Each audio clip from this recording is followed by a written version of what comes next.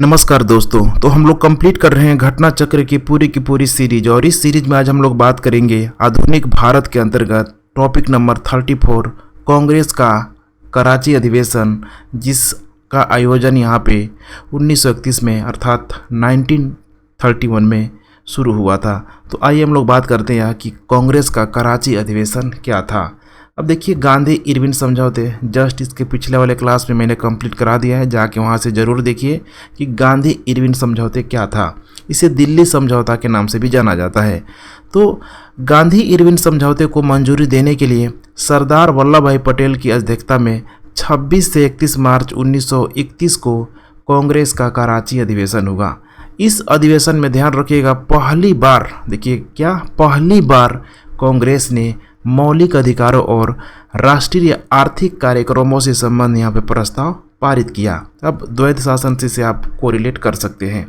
इसी अधिवेशन में कुछ लोगों के विरोध करने पर गांधी जी ने कहा था यहाँ पे कि गांधी मर सकता है, गांधीवादी नहीं।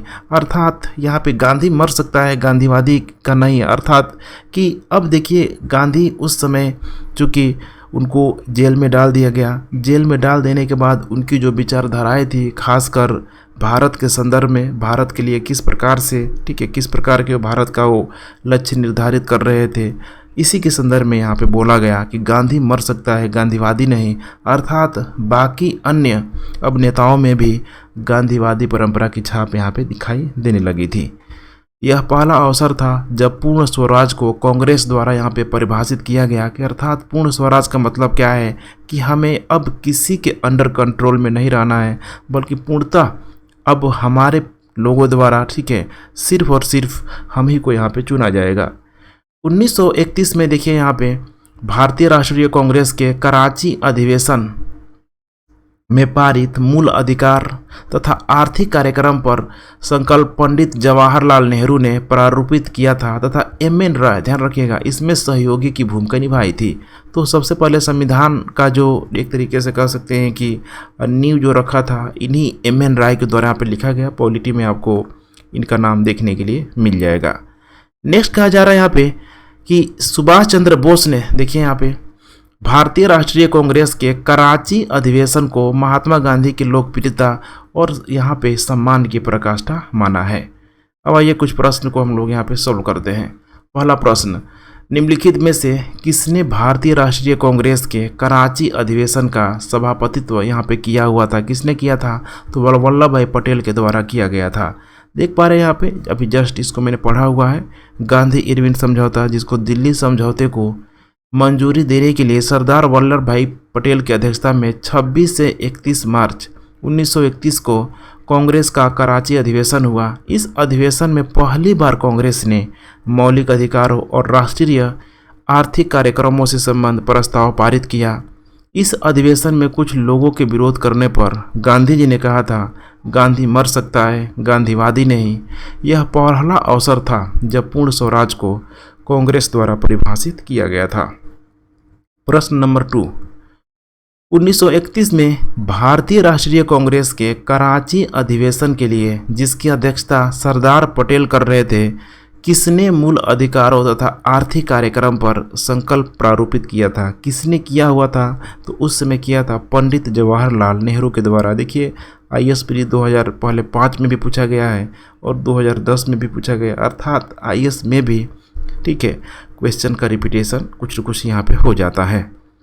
तो वर्ष 1931 में भारतीय राष्ट्रीय कांग्रेस के कराची अधिवेशन में पारित मूल अधिकार तथा आर्थिक कार्यक्रम पर संकल्प पंडित जवाहरलाल नेहरू ने प्रारूपित किया था तथा एम.एन. राय ने इसमें सहयोगी की भूमिका निभाई थी। क्वेश्चन नंबर 3, निम्नलिखित में से किसने भारतीय राष्ट्रीय कांग्रेस के कराची अधिवेशन को महात्मा गांधी की लोकप्रियता और सम्मान की पराकाष्ठा माना है? वो माना हुआ था यहाँ पे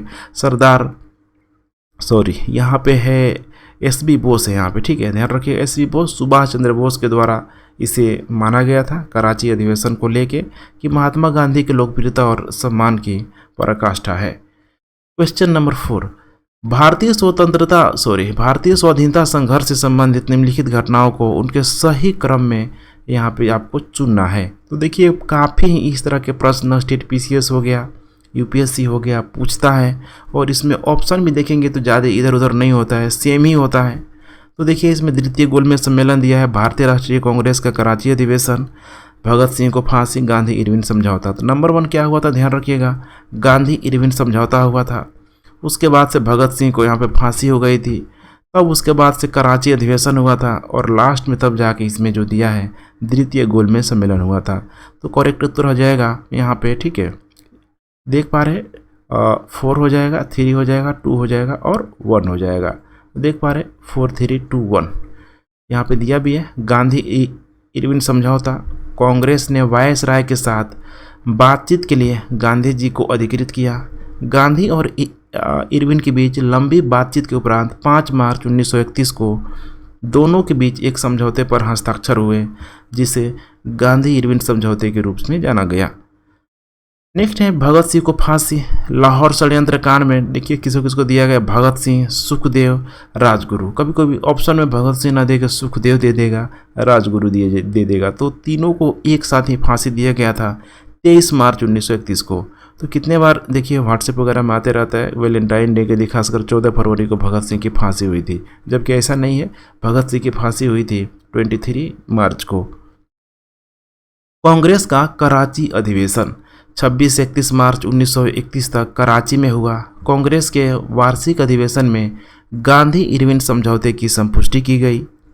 नेक्स्ट है द्वितीय गोलमेज सम्मेलन। गोलमेज सम्मेलन का दूसरा सत्र 7 दिसंबर 1931 को प्रारंभ हुआ।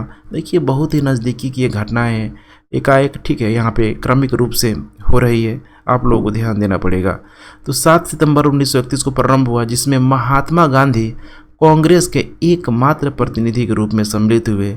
यह सम्मेलन पूर्णतया निष्फल रहा। क्वेश्चन नंबर 5 यहाँ पे भी वही है, भारतीय राष्ट्रीय आंदोलन से संबंधित घटनाओं को पढ़ें, ठीक है। और यहाँ पे भारतीय राष्ट्रीय कांग्रेस का कराची अधिवेशन है, राजगुरु को फांसी, गांधी इरविन समझौता। तो देखिए यहाँ पे भगत सिंह की जगह राजगुरु को दे दिया। तो नंबर 1 हुआ था गांधी इरविन समझौता 3, उसके बाद राजगुरु को फांसी 2, और उसके तत्पश्चात राष्ट्रीय कांग्रेस का कराची अधिवेशन हुआ था। तो 3 2 1 करेक्ट उत्तर हो जाएगा यहाँ पे ए।